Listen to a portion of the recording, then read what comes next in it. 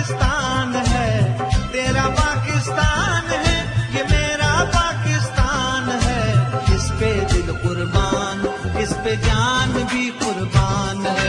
वो इस पे दिल कुर्बान, इस पे जान भी कुर्बान है। जश्न आज़ादी जे हवाले सां सॼे मुल्क अंदरि जोश ऐं जज़्बो उरूज ते पहुतल आहे। ॿारड़ा तोड़े नंढा वॾा पका पोढ़ा आज़ादी जे ख़ुशीअ में क़ौमी गीत गूंजारे रहिया आहिनि त ॿिए पासे झंडनि बेजनि टोपिन जा विख विख ते स्टॉल लॻाया विया आहिनि, जिथां ॿारड़ा ऐं नौजवान पंहिंजी पसंदि जा बेज वठी ख़ुशीअ जो इज़हार पिया कनि।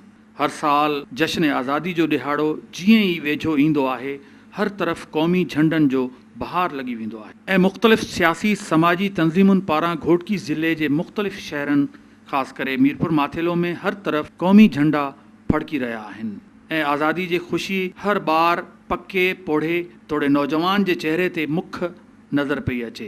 अॼु खां ई नौजवान मुख़्तलिफ़ हंधनि ते रैलियुनि जी सूरत में क़ौमी झंडा खणी मोटरसाइकिलुनि ते सवार थी गश्त करे पाकिस्तान जा नारा पिणु लॻाए रहिया आहिनि। जश्न आज़ादी जे हवाले सां हितां जे दुकानदारनि ऐं शहरनि ॻाल्हाईंदे चयो त अल्लाह ताला जो करम आहे जी, अल्लाह ताला असांखे ही अज़ीम मुल्क अता फ़रमायो आहे ऐं अल्हम्दुलिल्लाह ही ज़िंदा क़ौम जी मिसाल आहे जेके पंहिंजे मुल्क जी आज़ादी जी ख़ुशी मल्हाईंदा आहिनि। बिल्कुलु सुहिणे नमूने सां मल्हायूं था। ईअं लॻे थो ॼणा ईद खां वधीक माण्हुनि में जोश ख़रोश ॾिसी रहिया आहियूं।